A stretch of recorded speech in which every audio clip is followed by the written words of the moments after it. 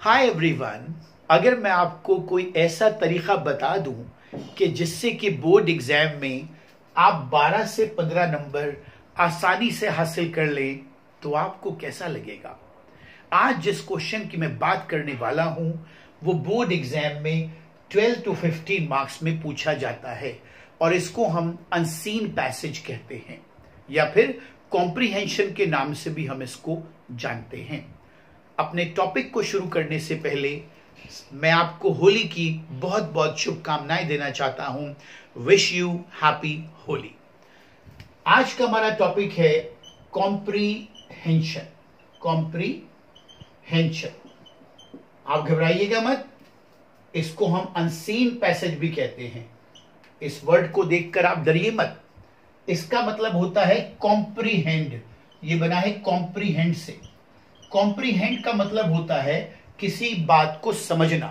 दरअसल एग्जाम में unseen passage को या कॉम्प्रीहेंशन को जब दिया जाता है तो एग्जामिनर ये चेक करना चाहता है कि ग्रामर की passive voice, indirect narration, tenses, syntax, synthesis या और जो यूनिट्स है ग्रामर की, उनके अलावा आपको क्या कॉम्प्रीहेंशन भी करना आता है या अनसीन पैसेज भी करना आता है। जैसा कि नाम से ही क्लियर है, ये जो लाइनें आपको दी जाती हैं एक पैराग्राफ की शक्ल में, ये आपकी किसी भी किताब का हिस्सा नहीं होती हैं।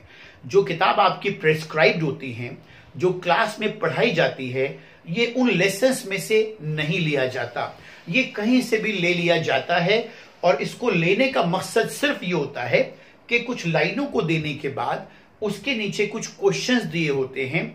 उन क्वेश्चंस के आंसर इसी में छुपे हुए होते हैं। जो एग्जामिनर है वो ये जानना चाहता है कि अगर अचानक से कोई टॉपिक आपको दे दिया जाए, कुछ लाइनें अंग्रेजी की आपके सामने रख दी जाएं और उस पर बेस कुछ क्वेश्चंस दे दिए जाएं, तो क्या आप उन क्वेश्चंस के आंसर इसको पढ़ने के बाद दे सकते हैं या नहीं देते। जितने भी बड़े बड़े कॉम्पिटिटिव लेवल के एग्जाम्स हैं उन सब में कॉम्प्रिहेंशन एक बहुत ही इंपॉर्टेंट हिस्सा होता है। ये जरूर पूछा जाता है और किसी की भी इंग्लिश को परखने के लिए, जांचने के लिए, आंकने के लिए कॉम्प्रिहेंशन एक बहुत ही इंपॉर्टेंट क्वेश्चन है। यही पूछा जाता है। अचानक से कुछ लाइनें आपके सामने रख दी गई, कुछ क्वेश्चंस रख दिए गए और फिर आपसे पूछा गया कि इन क्वेश्चंस के जवाब इस पैराग्राफ में ही छुपे हुए हैं, ढूंढ कर दीजिएगा। अच्छी बात यह है कि ये 12 to 15 मार्क्स में पूछा जा सकता है बोर्ड एग्जाम में, और अगर थोड़ी भी समझदारी के साथ इसको हम करेंगे तो हम इसमें कम से कम 10, 11 और कभी कभी तो पूरे के पूरे मार्क्स मिल जाते हैं। सबसे पहला काम हमें क्या करना होता है, समझिएगा आप यहां पर। इस वीडियो को अगर आपको पसंद आए तो इसे लाइक करें, शेयर करें और चैनल को सब्सक्राइब करना ना भूलें। आखिर तक बने रहिएगा, इस वीडियो में बहुत काम की बातें बताने वाला हूं। राइट, इसे सबसे पहले मैंने एक छोटा सा पैराग्राफ यहां पर लिखा है। एग्जाम में जब क्वेश्चन पेपर आपके सामने आता है और अनसीन पैसेज या कॉम्प्रिहेंशन आप करने के लिए बैठते हैं, तो आपको सबसे पहले क्या करना है? ध्यान दीजिए, सबसे पहले क्या करना है? सबसे पहले इसको पढ़ना है आपको। सबसे पहले पढ़ना है, एक बार नहीं 2 बार पढ़ना है। जितना आपके समझ में आना होगा वो अगर एक बार में नहीं आएगा तो वो दोबारा पढ़कर तो आ ही जाएगा, और 2 बार पढ़ने से ज्यादा अगर आप इसे पढ़ने की कोशिश करेंगे तो फिर ये आपकी समझ में नहीं आएगा। जितना समझ में आना होता है वो 2 बार पढ़ लेने से आ जाता है। कुछ बच्चे इसे पढ़ने के बाद ये महसूस करते हैं कि मुझे ये 50% आता है, कुछ महसूस करते हैं मुझे 60% आता है, कुछ महसूस करते हैं मुझे 70 या 80% तक आता है, कुछ महसूस करते हैं कि मुझे सब कुछ आता है लेकिन इसमें जो 2, 3, 4 वर्ड हैं वो नहीं आते हैं, बाकी मुझे सब आता है। ये एक अच्छी बात है।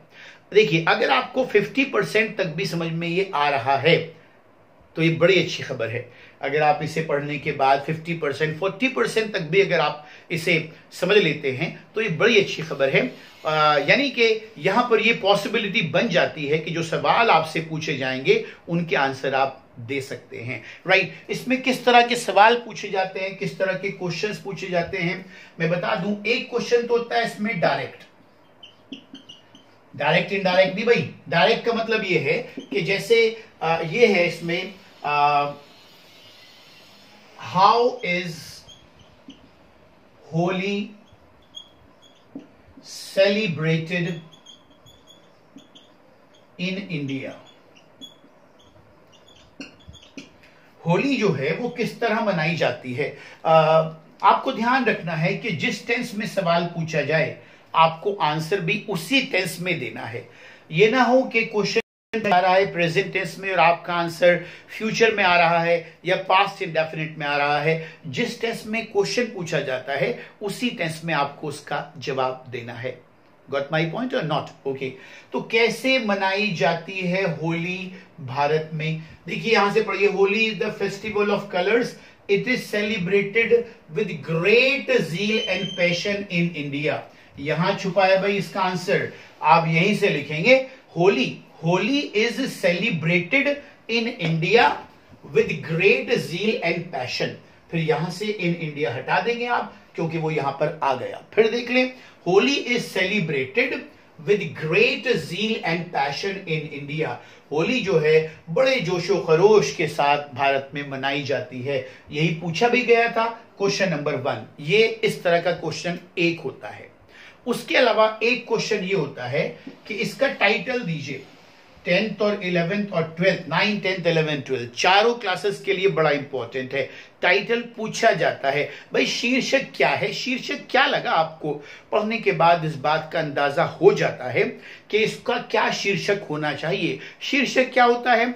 शीर्षक होता है कि टॉपिक में इसमें जिसके बारे में बात करी जाती है उसको हम टाइटल कह सकते हैं। यहां पर इसका टाइटल जो है होली, बहुत क्लियर है, होली है। लेकिन कभी कभी ऐसा भी हो सकता है कि एक अनसीन पैसेज का टाइटल एक जैसा नहीं होता।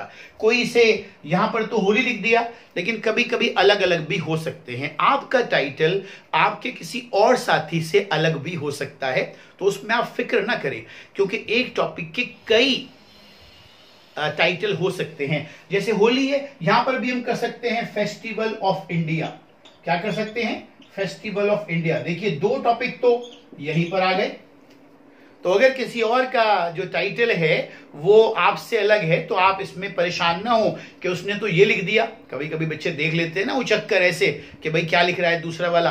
तो आप अपने ही टाइटल पर फोकस करें, उसके बारे में कॉन्फिडेंट रहे क्योंकि एक अनसीन के जो टाइटल हैं वो कई हो सकते हैं, 4 तक हो सकते हैं।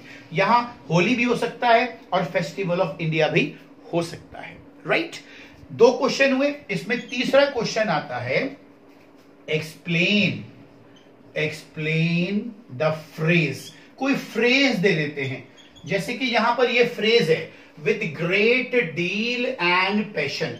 ये एक फ्रेज है भाई। देखो वो ये कहेगा, जो ये फ्रेज है उसको यहां पर वो लिख भी देगा और लिखने के बाद कहेगा इस पर्टिकुलर फ्रेज को आप एक्सप्लेन कीजिएगा। आप इससे क्या समझे, आपकी क्या समझ में आया? तो आप क्या करेंगे, इसी को उतारेंगे यहां पर आंसर में, इसको पूरे को उतारेंगे ऐसे इन्वर्टेड कॉमा में विद ग्रेट और क्या है पैशन। आप इसे पूरा लिखेंगे और पूरा लिखने के बाद ऐसे लगाएंगे एक एरो का निशान और आपकी जो भी समझ में आता हो वो लिख देंगे। With great zeal and passion, आप इसकी शुरुआत ऐसे कर सकते हैं, इट मीन्स, इसका मतलब है, इट मीन्स ऐसे कर सकते हैं, इट मीन्स। उसे पूरे फ्रेज को आप ऐसे लिखेंगे, फिर एक एरो का निशान लगाएंगे और फिर कहेंगे इट मीन्स, इसका मतलब है that people celebrate their festivals in India with a lot of passion and enthusiasm. इस तरह ही कोई बात लिख सकते हैं। आप ये भी लिख सकते हैं आसान शब्दों में, people celebrate their festivals in India with happiness, with great happiness, बड़ी खुशी खुशी मनाते हैं। तो इसके एक्सप्लेनेशन कई हो सकते हैं, ये आपकी समझ पर डिपेंड करता है। और एक आखिरी इसमें क्वेश्चन ये पूछा जाएगा भाई कि कोई वर्ड होगा, फॉर एग्जाम्पल ये वर्ड है स्प्रिंकल। स्प्रिंकल कहते हैं छिड़क देना, ठीक है। वो कहेगा स्प्लैश, एक वर्ड देगा आपको स्प्लैश और इसमें लिखेगा कि give the word that is the synonym of splash. कोई ऐसा वर्ड बताइएगा जो स्प्लैश का सिनोनिम हो, पर्यायवाची हो, that is use in this paragraph. एक ऐसा वर्ड बताइए जो स्प्लैश का सिनोनिम हो, पर्यायवाची हो और इसको यहां पर इस्तेमाल किया गया हो। तो आप एकदम से नजर दौड़ाएंगे और उम्मीद है कि आपको स्प्रिंकल मैंने छिड़कना होता है, ऐसे पानी को छिड़कना होता है, तो आप यहां पर लिख देंगे स्प्रिंकल।